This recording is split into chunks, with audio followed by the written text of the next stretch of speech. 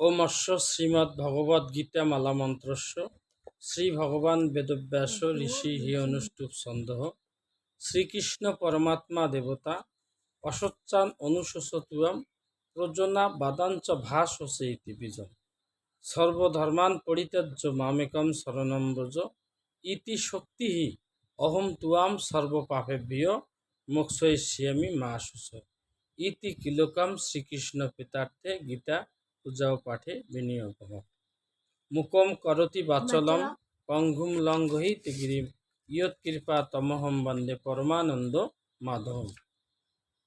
আজকে আলোচনা করব ভক্তিযোগের ৮ নম্বর শ্লোক, ১২ অধ্যায় ভক্তিযোগ ৮ নম্বর শ্লোক। মই এব মন আদৎসব মই বুদ্ধিম নিবেশয় নিবশিষ্যসি মই এব অথ উদ্যবম ন সংশয়। অর্থাৎ ভগবান বললেন যে, হে অর্জুন, তুমি আমাতেই মন স্থির করো এবং বুদ্ধি আমাতে নিবিষ্ট করো। তাতে কি হবে? তুমি যদি মন এবং বুদ্ধি আমাতে নিবিষ্ট করো, তাহলে তুমি আমার মধ্যেই বাস করবে, এতে কোনো সংশয় নেই। ভগবান নিজেই বলছেন যে, আমাতে মন এবং বুদ্ধি যদি তুমি অর্পণ করো, তাহলে তুমি আমার মধ্যেই বাস করবে, ইহাতে কোনো সংশয় নেই। তাহলে আমরা সদা সর্বদা ভগবানের নাম জপ কীর্তন আমরা করব হৃদয় দিয়ে, অর্থাৎ মন দিয়ে, বুদ্ধি দিয়ে আমরা ঈশ্বরকে সদা সর্বদা হৃদয়ে ধারণ করব। মনে তিনি আছেন আত্মারূপে। মন এবং আত্মার মধ্যে যে অবিচ্ছেদ্য অংশ, সেখানে তিনি আমাদের ভগবান আত্মারূপে তিনি মনের মধ্যে আছেন। সেই মন আমাদের মনটাকে শুদ্ধ মনে পরিণত করে ঈশ্বরের প্রতি আমাদের সদা সর্বদা আমাদের শরণাগত হওয়া একান্ত কর্তব্য। ভগবান গীতার ৯ নম্বর শ্লোকে বললেন যে, অত চিত্তম সমাধাতুম ন শক্নোসি ময়ি স্থিরম অভ্যাস যোগেন তত ইচ্ছাম আপ্তুম মাম ধনঞ্জয়। হে ধনঞ্জয়, আর যদি আমাতে চিত্ত স্থির রাখতে না পারো, তাহলে অভ্যাস যোগ দ্বারা আমাকে পেতে চেষ্টা করো। শুধু সাধুগুরু বৈষ্ণব ভক্ত সজ্জন, ভগবান এখানে বলছেন যে, দেখেন, যদি তুমি আমাতে মন স্থির করতে না পারো, অর্থাৎ এখানে আমাদের মনকে মনে ঈশ্বরকে স্থির করা আমাদের কঠিন হয়ে যায়। মন অতি চঞ্চল, মন এদিক সেদিক আমাদের বায়ুর চেয়েও দ্রুত গতিতে ঘোরাফেরা করে ছুটে যায়। তাই তিনি সহজ পন্থা দেখে দিলেন। পরমেশ্বর ভগবান অনাদির আদিগোবিন্দ সচ্চিদ আনন্দ, তিনি কি করলেন? আমাদের সহজ পথ দেখে দিলেন যে, তুমি যদি মনকে স্থির করতে না পারো, তাহলে কি করো? তাহলে অভ্যাস যোগ দ্বারা আমাকে পাইতে চেষ্টা করো। তিনি বলছেন যে, অভ্যাস যোগ যুক্তেন চেতসা নগামিনা পরমম পুরুষম দিব্যম ইয়াতি পার্থ অনু চিন্তায়ন। হে অর্জুন, দেখো, অভ্যাস যোগের যদি তুমি অভ্যাস যোগে যুক্ত হও, তাহলে মন অন্য কোনো দিকে যাবে না এবং তুমি কি করবে? সেই পরম পুরুষকে প্রাপ্ত হতে পারবে। তাই এখানে তিনি বললেন, যদি তুমি চিত্ত স্থির করতে না পারো, তাহলে অভ্যাস যোগে যুক্ত হও। তিনি পরের শ্লোকে বললেন যে, অভ্যাসে অপি অসমর্থ শ্রীমৎকর্ম পরম ভব মদর্থমপি কর্মাণি কুর্বন সিদ্ধিম অবাপ্স্যসি। ভগবান দেখেন, পরমেশ্বর দয়ালু, তিনি পরম দয়ালু, তিনি দয়া করে ভক্তের প্রতি, তিনি অহেতুক কৃপা করে, দয়া করে। তিনি বললেন যে, হে অর্জুন, দেখো, তুমি যদি অভ্যাসীয় সমর্থ না হও, অভ্যাসও যদি তুমি করতে না পারো, তাহলে তুমি কি করো? আমার কর্ম করো। তুমি যদি আমার কর্ম করো, তাহলে তুমি আমাকে প্রাপ্ত হবে। এখন ভগবানের কর্ম কি? ভগবানের কর্ম কি শুধুমাত্র ভগবানের পূজা অর্চনা, ভগবানের নাম সংকীর্তনে কি ভগবানের কর্ম? ভগবানের কর্ম এখানে বলা হয়েছে যে তুমি অভ্যাস যদি করতে না পারো তাহলে ভগবানের কর্ম করো। যেমন শ্রবণ কীর্তন, হ্যাঁ, আমরা শ্রবণ কীর্তন করতে পারি। কোথাও অনুষ্ঠান হচ্ছে সেখানে নাম সংকীর্তন হচ্ছে, সেখানে আমরা ভক্ত সাধুগুরু বৈষ্ণবের সাথে গিয়ে সেখানে আমরা হরিনাম শ্রবণ কীর্তন আমরা করতে পারি। আমরা পদসেবা করতে পারি। পদসেবা বলতে ভগবানের যে পদসেবা, সাধুগুরু বৈষ্ণব, তারপর আমাদের যে গুরুদেব আছে আমাদের, তাদের পদসেবা আমরা করতে পারি।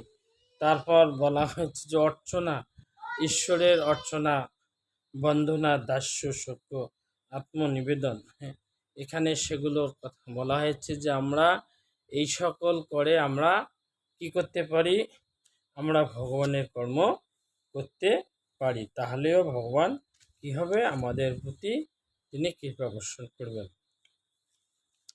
পরের শ্লোকে তিনি বললেন, অত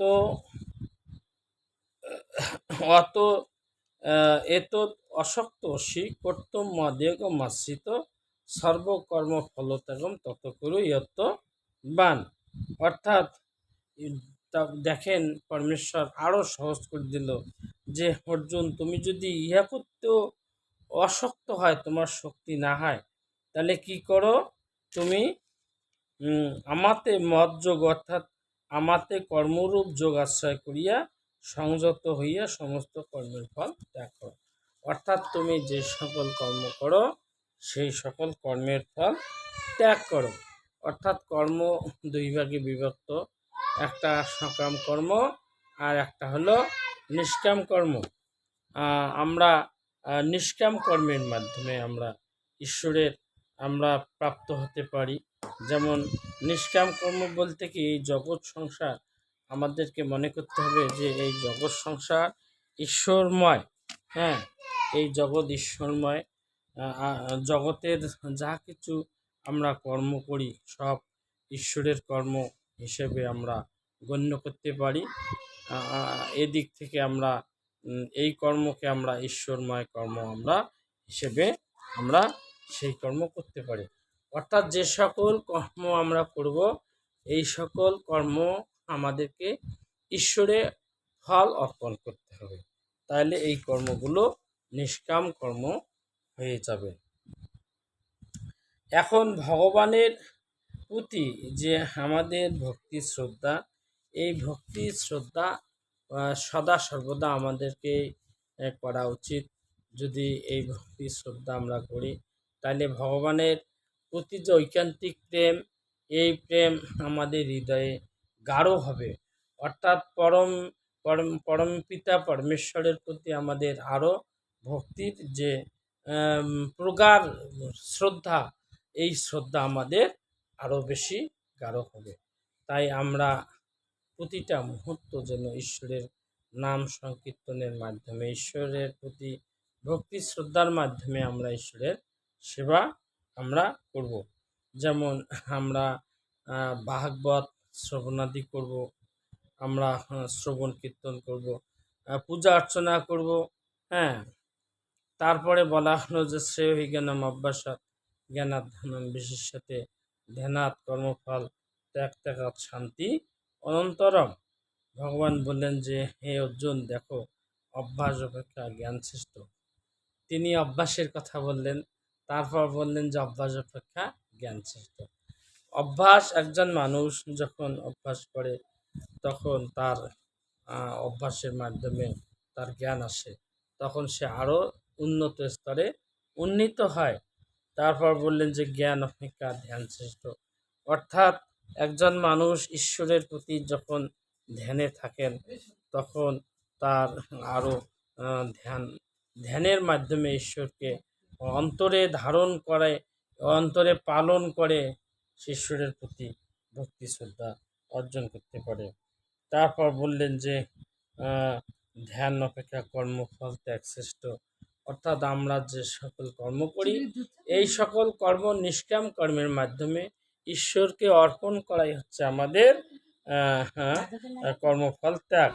আর একজন মানুষ কর্মফল ত্যাগ করলে সে পরম শান্তি লাভ করতে পারে। আসুন আমরা সকলে মিলে ঈশ্বরের প্রতি ঐকান্তিক ভক্তি শ্রদ্ধার মাধ্যমে, পরমেশ্বরের প্রতি ভক্তি শ্রদ্ধার মাধ্যমে, জ্ঞানের মাধ্যমে, আমরা কর্মের মাধ্যমে সকল কর্মের ফল ত্যাগ করে ঈশ্বরকে অর্পণ করে আমরা আমাদের জীবনকে ঈশ্বরমুখী করে তুলি। ঈশ্বরের প্রতি ভক্তি শ্রদ্ধার মাধ্যমে, ঈশ্বরের প্রতি আত্মসমর্পণের মাধ্যমে জীবনকে সুন্দর করে তুলি। 84 লক্ষ জনের মধ্যে মানব জনই শ্রেষ্ঠ। আমরা 4 লক্ষ মানব জন্ম পেয়ে আমাদের জীবনকে আমরা ধন্য করব, সুন্দর করে তুলব, তাহলেই আমাদের জীবন সুন্দর হয়ে যাবে। ওম গঙ্গা গীতা চ সাবিত্রী সীতা সত্যা পতিব্রতা ব্রহ্মাবলী ব্রহ্মবিদ্যা ত্রিসন্ধ্যা মুক্তি গেহিনী অর্ধমাত্রা চিদানন্দা ভবজ্ঞিনী ভ্রান্তি নাশিনী বেদত্রয়ী পরানন্দা তত্ত্বাত্ম জ্ঞানমঞ্জরি ইতি এতানি জপি নিত্যম নরনিচ্ছল মানস জ্ঞান সিদ্ধিম লভে নিত্যম তদন্তে পরমম পদম। ওম শান্তি, ওম শান্তি, ওম শান্তি।